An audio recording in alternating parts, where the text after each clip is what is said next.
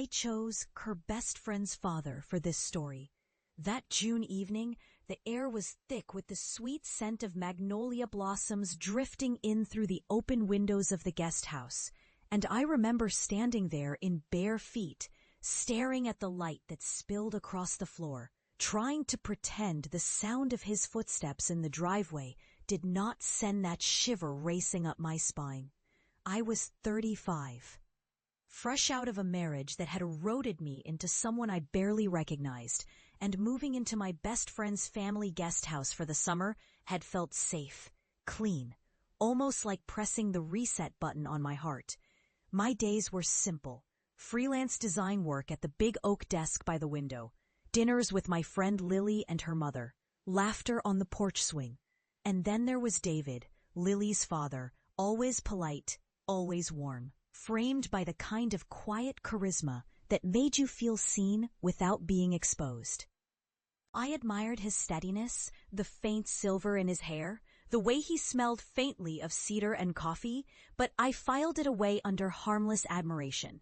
After all, he was twice my age and the father of my closest friend. Off-limits did not even begin to cover it. For weeks I believed it was just a comfortable arrangement, until Lily left for an overseas work trip and David and I were left sharing that long, slow summer. The first tremor in my perfect plan came one lonely Sunday when I was fixing a chair on the porch and heard the thud of his boots on the steps behind me. "Let me help," he said, and his hand brushed mine as he took the wrench. That one touch was like an electric current under my skin, leaving my pulse unspooling into silence. The betrayal that set all of this in motion had been months earlier, my husband, with a woman from his office. Their affair not something they even bothered to hide for long.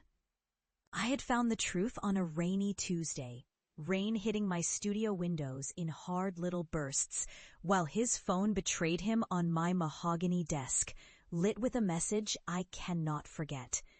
"Do you want me tonight?" The taste in my mouth had gone metallic, a strange mix of blood and bitterness, and when I confronted him, the hollow sound of his footsteps as he left still echoes inside me. Alone, I stumbled through weeks that tasted of burnt coffee and sleepless nights. The shadows moved differently in the empty house. There was a tenderness in him, a quiet grief tucked neatly away behind his easy smile, a grief I recognized because it mirrored mine. We were two careful people dancing around truths we did not dare speak aloud. I remember one night in particular. The cicadas were loud in the trees, my glass of wine sweating in my hand as he told me about how his wife used to hum when she cooked.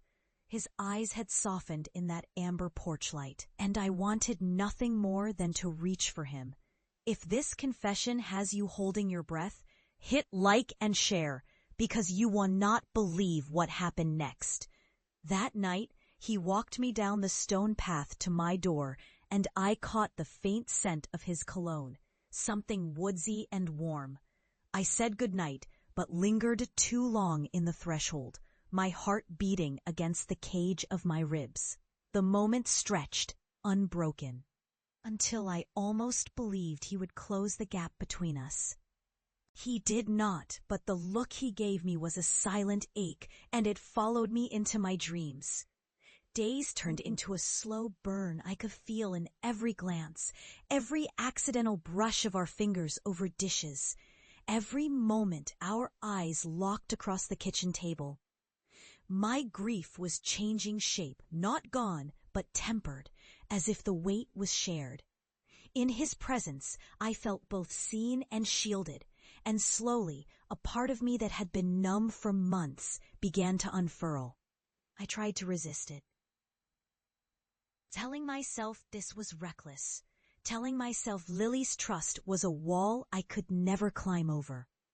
But feelings do not respect boundaries. They leap them, burning everything in their path. The breaking point came in late August. We were fixing dinner together, just the two of us, sunlight dimming through the trees, when a sudden summer storm broke loose. Thunder rolling low and the smell of rain swelling into the kitchen. He stood close behind me, handing me a cutting board, and for the first time he let his fingers rest against mine, not by accident, but as if he had decided some quiet war within himself was over. I turned to look at him, and the distance between our faces was less than the length of a breath. Every sound faded, the rain, the rolling thunder, my own thoughts, until there was only the wild thrum in my body and his steady, grounding presence. We did not cross that line that night, but something passed between us that I could feel down to my bones. In the quiet after, I lay awake, staring at the ceiling, knowing the safe walls I had built around myself would never hold again. September arrived with Lily's return, and the unspoken agreement between David and me that things would shift back to polite. But the truth is, once a door in the heart opens, it cannot be entirely shut. We returned to small talks and careful smiles, but every moment alone felt charged. He had become the unexpected second chance I did not know I was still capable of wanting. A chance not in grand gestures, but in the way someone can stand alongside you and remind you there is still life in your veins. I do not know where this will go. Maybe nowhere. Maybe someday it will become more. But for now, it is enough to know that love found me again, in the form I least expected, in a place I thought was only meant for healing.